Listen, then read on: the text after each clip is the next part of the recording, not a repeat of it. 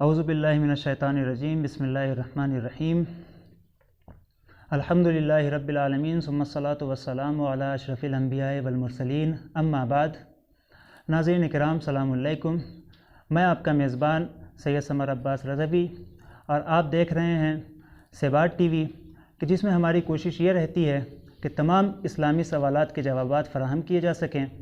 آج ہمارے ساتھ پروگرام میں تشریف رکھتے ہیں عالی جناب مولانا کمیل الحسینی صاحب، جن کا تعلق چتوڑا مظفر نگر سے ہے۔ آج کا ہمارا موضوع ہے استقبال ماہ مبارک رمضان اور اس میں ہماری ذمہ داریاں۔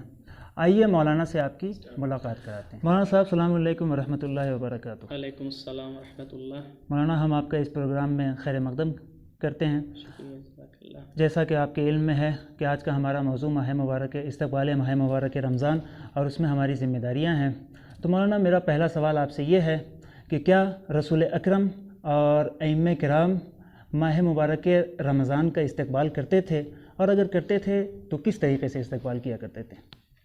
اعوذ باللہ من الشیطان الرجیم، بسم اللہ الرحمن الرحیم، نحمدہ و نصلی علی رسولہ الکریم وعلی آلہ بیتہ الطیبین الطاہرین، اما بعد فقط۔ آپ نے سوال کیا ہے، چونکہ آج کے پروگرام کا موضوع بھی یہی ہے کہ استقبال ماہ مبارک رمضان اور ہماری ذمہ داریاں۔ آپ نے سوال کیا کہ کیا پیغمبر اسلام اور ائمہ طاہرین علیہ الصلاۃ والسلام بھی استقبال کیا کرتے تھے؟ تو ضرور، بالضرور وہ استقبال کیا کرتے تھے۔ اور کس طریقے سے کیا کرتے تھے؟ وہ پیغمبر اسلام نے خطبہ شعبانیہ کے پہلے ہی فقرے میں دوسرے لوگوں کو متوجہ کر کے کہا ہے کہ آپ لوگ، ایھا الناس، اے لوگو، انہ قد اقبل الیکم شہر اللہ، کہ تمہاری طرف اللہ کا مہینہ آ رہا ہے، بالبرکت والرحمت والمغفرہ، برکت کے ساتھ، رحمت کے ساتھ اور مغفرت کے ساتھ، تو اس کا استقبال کرو۔ اور پیغمبر اسلام جو کلام اپنی زبان سے کہتے ہیں اس پر پہلے خود عمل کرتے ہیں، اس کے بعد دوسروں کو حکم دیتے ہیں۔ تو پیغمبر اسلام اپنے اصحاب کے ساتھ ماہ مبارک رمضان کا استقبال کیا کرتے تھے، اور ائمہ طاہرین علیہ الصلاۃ والسلام بھی ماہ مبارک رمضان کا استقبال کیا کرتے تھے۔ اور بالاخص امام سجاد علیہ الصلاۃ والسلام کے بارے میں ملتا ہے کہ جب ماہ مبارک رمضان آتا تھا تو امام اتنے خوش ہوتے تھے اور اتنے اہتمام کیا کرتے تھے کہ جیسے جب کوئی نئی دلہن آنے والی ہوتی ہے اور گھر میں تیاری کی جاتی ہے شادی کے موقع پہ، امام اس طریقے سے ماہ مبارک رمضان کے لیے آمادگی اور تیاری کیا کرتے تھے، اس طریقے سے استقبال کیا کرتے تھے۔ اور ملتا ہے کہ جب ماہ مبارک رمضان رخصت ہونے لگتا تھا تو امام گریا کرتے تھے، امام روتے تھے، نالہ و شیون برپا کرتے تھے، اس طریقے سے کہ جیسے گھر سے جنازہ نکل رہا ہو۔ اس طریقے سے ہمارے ائمہ طاہرین علیہ الصلاۃ والسلام ماہ مبارک رمضان کا انتظار بھی کرتے تھے اور استقبال بھی کیا کرتے تھے۔ ماشاء اللہ مولانا صاحب، بہت ہی واضح طریقے سے آپ نے اس سوال کا جواب دیا۔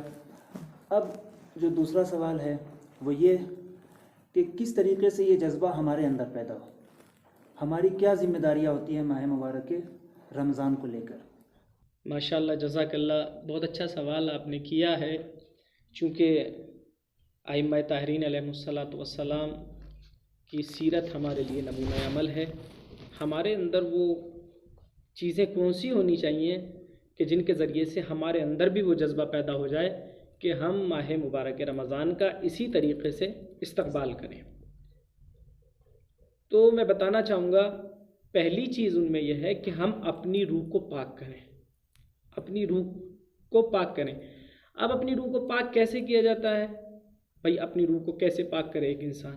کہ اپنی روح کو پاک کرنے کا سب سے بہترین طریقہ جو احادیث اور روایات میں وارد ہوا ہے وہ یہ ہے کہ ہم اپنے نفس کو ایسی چیزوں سے دور رکھیں جو ہمارے نفس کو غفلت میں ڈال دیتی ہے، ایسی چیزوں سے اپنے آپ کو دور رکھیں، تلاوت قرآن پاک کریں، اور بہت کثرت سے ہم دعائیں پڑھیں۔ جب ہم یہ سارے کام کریں گے تو ہماری روح پاک ہو جائے گی۔ اور یہ جو میں نے کلمات کہے ہیں یہ حدیث کے ہی کلمات ہیں۔ ابا سلت نقل کرتے ہیں امام رضا علیہ الصلاۃ والسلام سے کہ جب ماہ مبارک رمضان آنے والا تھا، چند دن باقی تھے، میں امام کی خدمت میں حاضر ہوا، میں نے سلام کیا، امام نے جواب سلام دیا، تو امام نے مجھ سے کہا ابا سلت، ماہ شعبان کا زیادہ تر حصہ گزر چکا ہے، کیا تم نے اس سے استفادہ کیا ہے؟ کیا تم نے اس سے فائدہ اٹھایا ہے؟ اگر اٹھایا ہے تو اچھی بات ہے، اگر نہیں اٹھایا ہے تو آنے والے دنوں میں اس قدر عبادت کرو اور اس مہینے سے فائدہ اٹھاؤ کہ پچھلے دنوں کا بھی جبران کر سکو۔ اور امام نے چند نصیحتیں ابا سلت کو کی۔ پہلی کیا ہے؟ امام نے فرمایا جو چیز تمہارے لیے مفید نہ ہو اس کے لیے اپنے وقت کو ضائع نہ کرو، اپنے وقت کو برباد نہ کرو۔ پہلی چیز یہ ہے، اس سے آپ کی روح پاکیزہ رہتی ہے اور اچھے کاموں میں مشغول رہتی ہے۔ دوسری چیز، کثرت سے تلاوت کلام پاک کرو، چونکہ آنے والا مہینہ ماہ مبارک رمضان ہے جس کو بہار قرآن کا مہینہ کہا جاتا ہے، اس لیے آپ پہلے سے آمادہ ہو جائیں، تلاوت کلام پاک کے لیے اپنے نفس کو، اپنی روح کو آمادہ رکھیں۔ اس کے بعد امام نے چند نصیحتیں کی ہیں، سب کو میں ذکر نہیں کرنا چاہ رہا ہوں، بلکہ ایک اہم بات کی طرف توجہ دلانا چاہ رہا ہوں۔ اس کے بعد امام کہتے ہیں کہ مخلص ہو جاؤ، یعنی اپنے اندر اخلاص پیدا کرو۔ جب تک عمل میں اخلاص نہیں ہوتا خداوند عالم اس عمل کو قبول نہیں کرتا، اس لیے اپنے آپ کو مخلص بناؤ تاکہ ماہ مبارک رمضان کے لیے آمادہ ہو سکو۔ اور اس کے بعد امام نے جو آخری نصیحت فرمائی ہے جو قابل توجہ ہے اور آج کے لیے سب سے اہم ہے، امام نے فرمایا اے ابا سلت، اللہ پر توکل کرو، اللہ پر توکل کرو، چونکہ قرآن مجید میں خداوند عالم خود فرماتا ہے وَمَن يَتَوَكَّلْ عَلَى اللَّهِ فَهُوَ حَسْبُهُ، جو خداوند عالم پر توکل کرتا ہے وہ بے نیاز ہو جاتا ہے، اس کے لیے وہ کافی ہے۔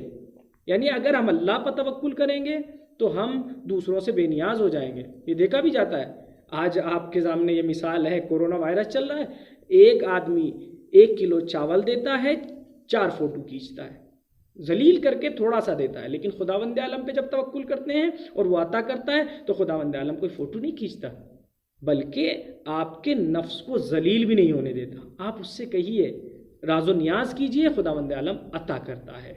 اسی طریقے سے ایک بات کی طرف میں ایک داستان، چھوٹی سی داستان ہے، اس کی طرف آپ کو توجہ دلانا چاہوں گا کہ اللہ پر اگر توکل ہوتا ہے وہ کس طریقے سے ہماری مدد کرتا ہے اور کس طریقے سے ہماری روح پاک ہو جاتی ہے۔ ایک بچہ تھا، فٹ بال کھیل رہا تھا ننگے پاؤں۔ ایک انسان نے دیکھا کہ بچہ بڑا اچھا ہے، فٹ بال کھیل رہا ہے لیکن ننگے پاؤں کھیل رہا ہے۔ اس نے ارادہ کیا کہ میں جوتے خریدوں گا اور اس بچے کو دوں گا۔ اس نے جوتے خریدے اگلے دن اور لے کر اس بچے کے پاس پہنچا، کہا بیٹا یہ پہن لیجئے۔ اس بچے نے جوتے پہن لیے اور اپنے معصومانہ انداز میں کہا کیا آپ خداوند عالم ہیں؟ اس نے کہا نہیں میں خدا نہیں ہوں۔ کہا پھر اس کے دوست ہوں گے؟ کہا ہاں میں اس کا دوست ہوں۔ کہا بیٹا آپ نے یہ سوال کیوں کیا؟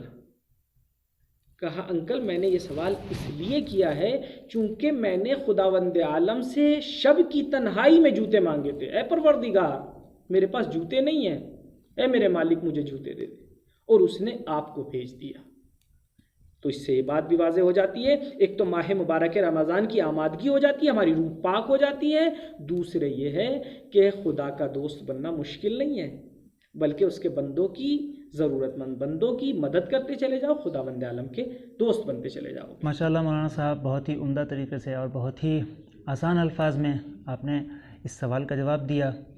اب میں آپ کی خدمت میں اپنا آخری سوال پیش کرنا چاہتا ہوں کہ جو آپ نے یہ ذمہ داریاں ہمیں بتائیں ماہ مبارک رمضان کے متعلق، کیا اس کے علاوہ بھی ہماری اور کوئی ذمہ داریاں ہیں؟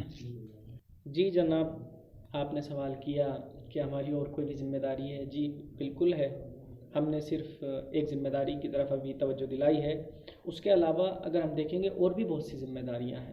مثلا کیا ہے، اگر پیغمبر اسلام کی روایت کو ہم دیکھیں گے تو پیغمبر فرماتے ہیں کہ اگر کوئی انسان ماہ شعبان کے آخری 3 روزوں کو متصل کر دیتا ہے ماہ مبارک رمضان سے تو اس کو 2 مہینے کے روزوں کا ثواب ملتا ہے۔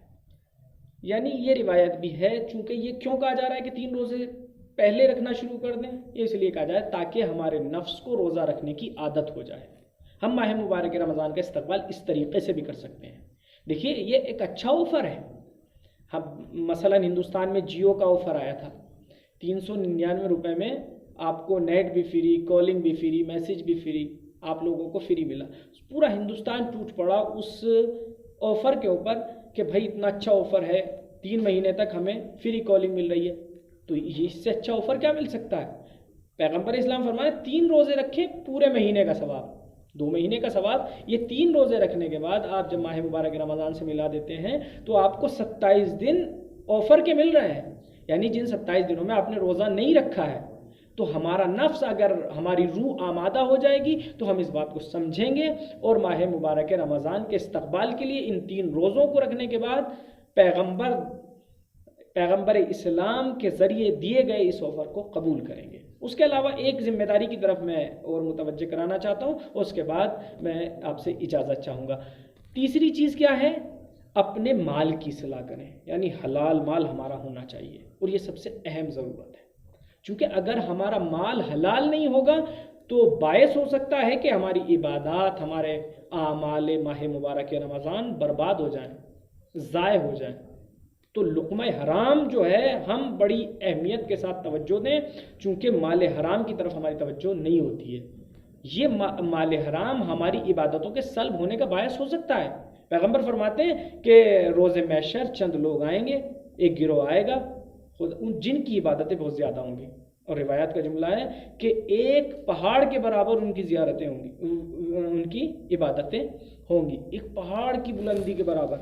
लेकिन खुदावंद आलम कहेगा कि इनको जहन्नम में डाल दो। जनाब सलमान ने पूछा, ऐसे कौन से लोग होंगे कि जिनकी इबादतें इस कदर ज़्यादा होंगी और फिर भी खुदावंद आलम कहेगा कि इनको जहन्नम में डाल दो। जनाब पैगंबर इस्लाम ने फरमाया, सलमान, वो लोग नमाज भी पढ़ते होंगे, रोज़ा भी रखते होंगे, लेकिन हलाल और हराम को मखलूत करते होंगे, यानी हलाल और हराम की रियायत नहीं करते होंगे, और वो माल हराम भी जहाँ से जिसका जैसे मिला वो उसको खा जाते हैं। और लुक़्मा हराम की तासीर क्या होती है, सबसे पहली तासीर, बस एक तासीर बयान करके मैं अपनी गुफ्तगू को तमाम कर रहा हूँ। पहली तासीर और सबसे अहम तासीर यह है कि जब कोई इंसान लुक़्मा हराम खाता है तो खुदावंद आलम उसकी तौफीक को सल्ब कर लेता है। आग़ाए मुहद्दिस क़ुम्मी बयान करते हैं कि मैं हमदान गया अपने एक दोस्त के यहाँ, मोतबर इंसान के यहाँ। जब मैं वहाँ पहुँचा तो उसने कहा कि मेरे दोस्त के यहाँ शाम की दावत है। हम लोग चले गए, हम लोगों ने खाना खाया। मैंने शुरू में मना भी किया, लेकिन चूँकि उसने इसरार किया, मेरे दोस्त ने कहा कि अगर आप जाएंगे इज़्ज़त अफजाई होगी मेरी, तो मैंने कहा ठीक है चलिए। अब जैसे ही ये कहा गया तो मैं उसके साथ उनके यहाँ चला गया, वहाँ खाना खाया। जैसे खाना खा के वापस आए, सो गए। अब उस वक्त आँख खुली कि जब सुबह की नमाज भी क़ज़ा होने वाली थी। मैं बहुत परेशान हुआ, जल्दी से उठा, वज़ू किया, नमाज पढ़ी, लेकिन फ़िक्र में डूबा हुआ हूँ कि पूरी उम्र मैंने नमाज शब क़ज़ा नहीं की है, लेकिन आज वजह क्या है, सबब क्या है कि मेरी नमाज क़ज़ा हो गई। आखिर में इस नतीजे पर पहुँचा कि जिनके यहाँ हमने खाना खाया है उनके यहाँ कुछ गड़बड़ है। जब साहिब खाना आया, मैंने कहा कि जहाँ हम रात गए थे वो काम क्या करते हैं, तो उन्होंने अजीब सा जवाब दिया। वो कहते हैं कि वो बादा ज़ोहर के बाद सूद देते हैं। अब जैसे ही मैंने सुना, मैं समझ गया कि उनकी ग़ज़ा का असर है, और मैंने उनसे कहा कि आपकी ये मेहमान नवाजी है कि आप एक सूदखोर के यहाँ मुझे खाना खिला दें। तो लुक़्मा हराम से तौफ़ीक़ात सल्ब हो जाती है। इसलिए हमें अपने ग़ज़ा की इस्लाह करनी चाहिए ताकि हम माह मुबारक रमज़ान में इबादत का हक़ अदा कर सकें और ख़ुदा हमसे इबादत की तौफ़ीक़ को सल्ब ना करे। तो सबसे अहम चीज़ ये है कि हमें अपने माल की इस्लाह करनी। माशाअल्लाह मौलाना साहब, बहुत खूब, बहुत अच्छे तरीके से जो है आपने तमाम सवालात के जवाबात दिए। हम आपके बहुत शुक्रगुज़ार हैं कि आपने अपना कीमती वक्त हमें दिया। नाज़रीन, यकीनन आपको ये प्रोग्राम बहुत पसंद आया होगा। अगर आपके कोई इश्कालात या कोई राय हो तो आप कमेंट बॉक्स में या दिए गए व्हाट्सएप नंबर पर हमें इरसाल कर सकते हैं।